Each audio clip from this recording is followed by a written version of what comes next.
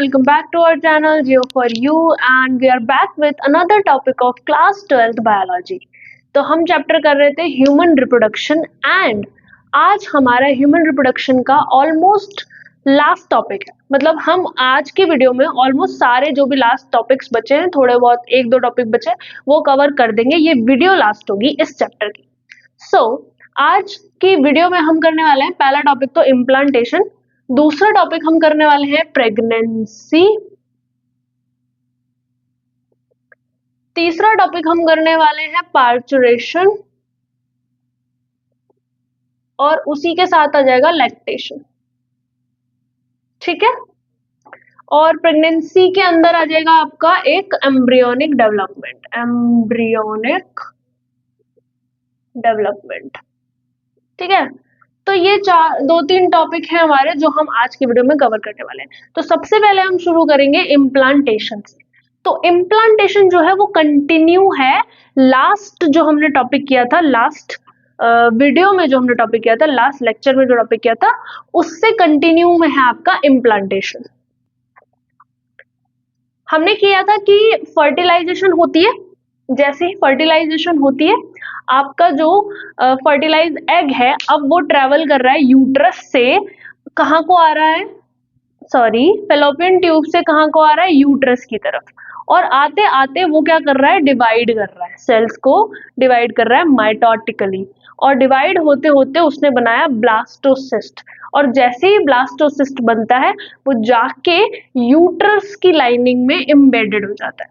तो वही है, जैसे मान लो आपका ये यूट्रस है, ये आपकी फैलोपियन ट्यूब जा रही है, दिस इज योर यूट्रस। ठीक है, this is your fallopian tube. Let's suppose ये ओवेरी, यहाँ से आपका ओवम निकला, यहाँ फर्टिलाइज हुआ, अब ये ट्रेवल कर रहा है। ठीक है, बड़ा होता जा रहा है, ट्रेवल कर रहा है। ये आपकी लाइनिंग है यूट्रस की, ब्लू से बना लेते हैं, ये यूट्रस की लाइनिंग है। यहाँ पे ये आया और ब्लास्टोसिस बना। पहले ब्लास्टोसिस कैसा दिखता है, साइड साइड में सेल्स हैं और एक सेल मास है, इनर सेल मास। ये इससे क्या हो गया, यूट्रस की लाइन से जुड़ गया। अब यहाँ पे जो ये जुड़ना हुआ इसी को हम बोलते हैं इम्प्लांटेशन। तो वही मैंने लिखवाया, देखो the trophoblast layer. Trophoblast layer कौन सी होती है, जो आपकी ये जैसे आपका ब्लास्टोसिस्ट है, तो दिस इज योर ट्रोफोब्लास्ट, जो सबसे बाहर वाली लेयर होती है, दैट इज योर ट्रोफोब्लास्ट। ठीक है, और ये इनर सेल मास होता है यहाँ पे इस टाइप से, मतलब जो सेल्स होते हैं वो एक साइड में इकट्ठे हो जाते हैं। तो जो ये वाली लेयर है, outer layer, that is your trophoblast layer, वो क्या हो जाती है, get attached to the endometrium and the inner cell mass get differentiated as a embryo. ये अटैच हो जाती है आपकी एंडोमेट्रियम में। एंडोमेट्रियम क्या है, यूट्रस के अंदर लाइनिंग, और जो ये इनर सेल मास है ये डिफरेंशिएट होता है और क्या बनाता है, एम्ब्रियो बनाता है। और एम्ब्रियो जो बनता है, यूट्राइन सेल्स जो होते हैं, यूट्रस के जो सेल्स होते हैं वो क्या करते हैं, रैपिडली ब्लास्टोसिस को कवर करते हैं। अब ये ऐसे कवर करना स्टार्ट करते हैं इस टाइप से, मतलब उसको कवर करने लग जाते हैं, और ब्लास्टोसिस्ट क्या हो जाता है, पूरी तरीके से एम्बेडेड हो जाता है, फंस जाता है आपकी एंडोमेट्रियम में, और इसी को हम बोलते हैं इम्प्लांटेशन। और then implantation further leads to the pregnancy. ठीक है, तो ये था बहुत छोटा सा एक पार्ट आपके फर्टिलाइजेशन के बाद कि इम्प्लांटेशन क्या होता है। अब हम आगे बढ़ रहे हैं प्रेगनेंसी की तरफ, तो आप इसे फटाफट से नोट करो, फिर हम आगे प्रेगनेंसी की तरफ बढ़ते हैं। अब बात करते हैं प्रेगनेंसी की। तो हमने कर लिया इम्प्लांटेशन, जैसे ही इम्प्लांटेशन हो जाता है वो इम्प्लांटेशन लीड्स टू प्रेगनेंसी। जैसे इम्प्लांटेशन हुआ अब क्या होगा, एम्ब्रियो बनेगा, और एम्ब्रियो के बाद अब जब भी टेस्ट होगा, कोई भी अगर फीमेल टेस्ट करती है तो उसका टेस्ट आएगा पॉजिटिव फॉर योर प्रेगनेंसी। होता क्या है कि जैसे ही इम्प्लांटेशन हो जाता है तो आपकी बॉडी में जो आपका एम्ब्रियो है इम्प्लांटेशन के बाद, उसके ऊपर जो ट्रोफोब्लास्ट लेयर होती है, ट्रोफोब्लास्ट लेयर के ऊपर फिंगर लाइक प्रोजेक्शंस दिखते हैं, जिसको हम बोलते हैं chorionic villi, finger like projection. और साथ में उसके आसपास होते हैं यूटेराइन टिश्यूज और मैटरनल ब्लड, जो ब्लड होता है वो उसके आसपास होता है, यूटेराइन टिश्यूज होते हैं फिंगर लाइक पोजीशन के आसपास।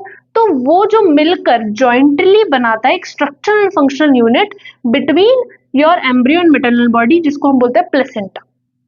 ठीक है, ये आपकी मैटरनल बॉडी और आपका जो एम्ब्रियो उसके बीच में कनेक्शन जोड़ता है प्लेसेंटा, जो कि ऑक्सीजन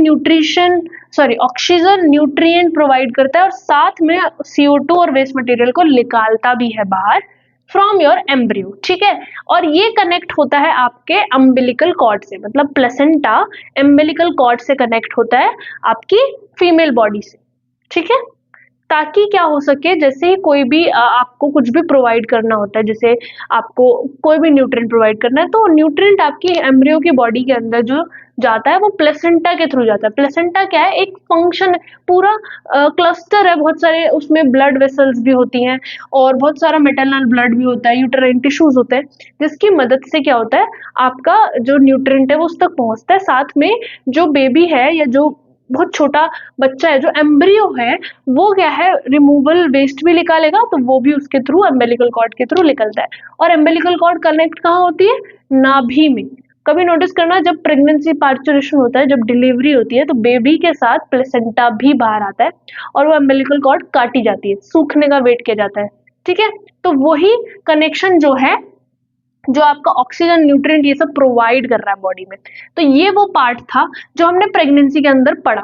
अब प्रेगनेंसी हो गई, अब प्रेगनेंसी के अंदर ये पार्ट था कि प्लेसेंटा इसके अलावा, ये काम के अलावा वो आपके एक एंडोक्राइन टिश्यू की तरह भी एक्ट करता है, जिसमें वो हार्मोन प्रोड्यूस करता है, जैसे कि HCG, HPL। ये वही HCG हार्मोन है जो कि आपकी एंडोमेट्रियम लाइनिंग को मेंटेन रखने के लिए रिलीज होता है। अगर ये हार्मोन रिलीज करता रहेगा एम्ब्रियो या प्लेसेंटा, तो ये सिग्नल जाता रहेगा किस तरफ, यूट्राइन लाइंस को, कि भाई एंडोमेट्रियम को मेंटेन रखो क्योंकि बेबी डेवलप हो रहा है, उसको शेड नहीं होने देना। ये इसका सिग्नल है। HCG, HPL, ईस्ट्रोजन और प्रोजेस्ट्रोजन, ये सारे वो हार्मोन्स है जो आपका प्लेसेंटा रिलीज करता है, और ये सिर्फ और सिर्फ आपके प्रेगनेंसी के टाइम पे ही रिलीज होते हैं बॉडी के अंदर। अब इसी टाइम पर, सेम टाइम पर, जब आपकी प्रेगनेंसी का थोड़ा लेटर फेज आ जाता है, आगे का फेज आ जाता है, तो आपकी ओवेरी जो है वो रिलैक्सिन भी प्रोड्यूस करती है।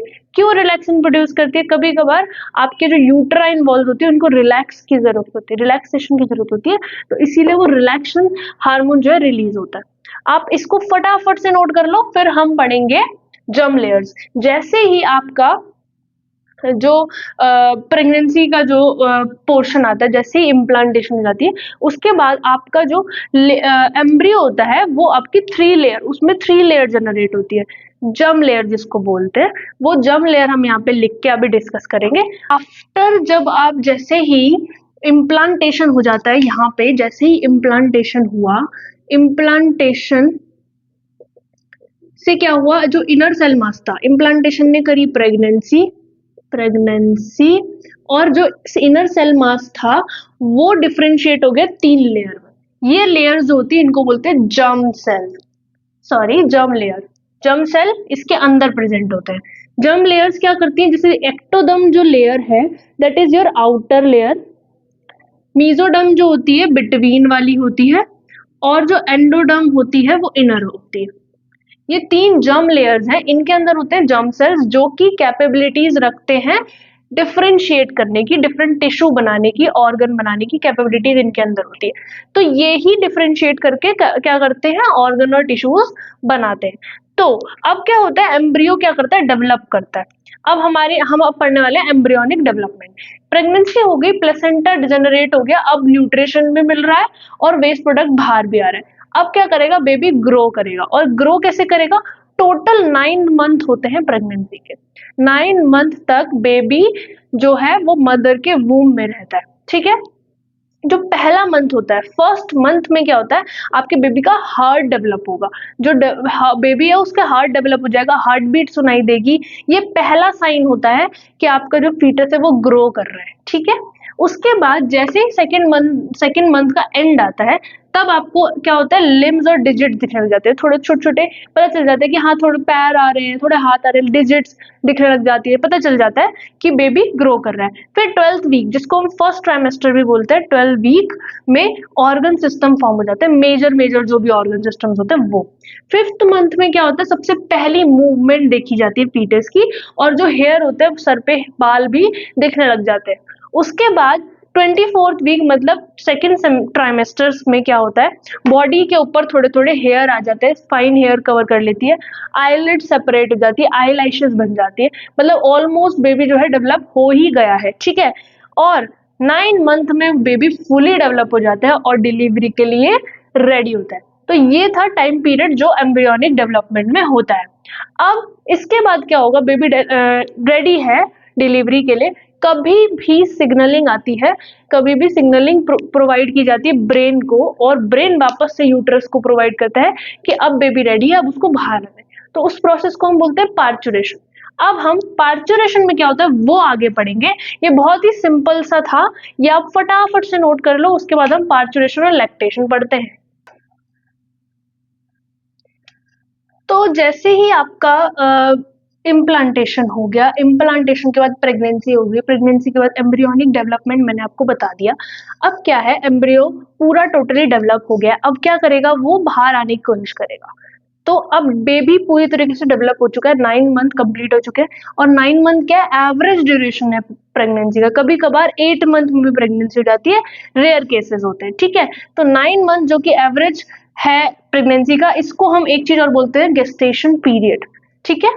जितने मंथ तक बेबी डेवलप हो रहा है मदर वूम में, उसको हम बोलते हैं गेस्टेशन पीरियड। अब पार्चुरेशन क्या होता है, vigorous contraction of uterus at the end of pregnancy cause expulsion of the fetus, या फिर डिलीवरी ऑफ द फीटस, इसी प्रोसेस को हम बोलते हैं पार्चुरेशन, ठीक है। ये आपकी डेफिनेशन हो गई। तो पार्चुरेशन में हो क्या रहा है, बेबी अपने आप को बाहर की तरफ धकेल रहा है।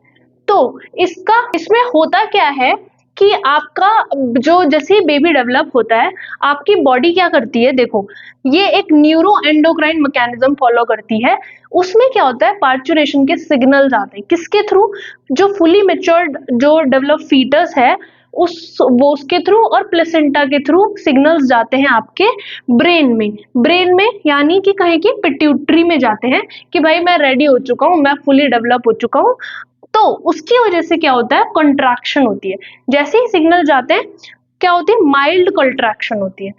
क्या सिग्नल है, देखो सिग्नल भेजना है तो सिग्नल के लिए कुछ तो करना पड़ेगा, तो वो थोड़ी सी कॉन्ट्रैक्शन करता है। बेबी क्या करता है, बेबी या प्लेसेंटा क्या करता है, माइल्ड कॉन्ट्रैक्शन करता है, फीटल इजेक्शन रिफ्लेक्स जिसको बोलते हैं हम, ठीक है, माइल्ड कॉन्ट्रैक्शन। और वही माइल्ड कॉन्ट्रैक्शन से पता चलता है कि बेबी फुली रेडी हो चुका है। अब ये माइल्ड कॉन्ट्रैक्शन क्या जाएगी, ये रिलीज करवाएगी ऑक्सीटोसिन को। कहाँ एक्ट किया इसने, पिट्यूटरी पे, मैटरनल पिट्यूटरी पे एक्ट किया, और उसने क्या रिलीज करा, ऑक्सीटोसिन। और ऑक्सीटोसिन जैसे ही रिलीज होता है, वो क्या करता है, यूट्राइन मसल के और कॉन्ट्रैक्शन कराता है, स्ट्रॉन्गर कॉन्ट्रैक्शन कराता है, ठीक है। होता क्या है, मैकेनिज्म क्या है, थोड़ी सी कॉन्ट्रैक्शन हुई, जैसे कि मान लो थोड़ी सी ये कॉन्ट्रैक्शन मैंने शॉर्ट फॉर्म में लिखा, कॉन्ट्रैक्शन हुई, इंक्रीज हुई कॉन्ट्रैक्शन, बेबी ने थोड़ी सी कॉन्ट्रैक्शन करी, उसने क्या करा, ऑक्सीटोसिन रिलीज कराया, ऑक्सीटोसिन रिलीज कराया।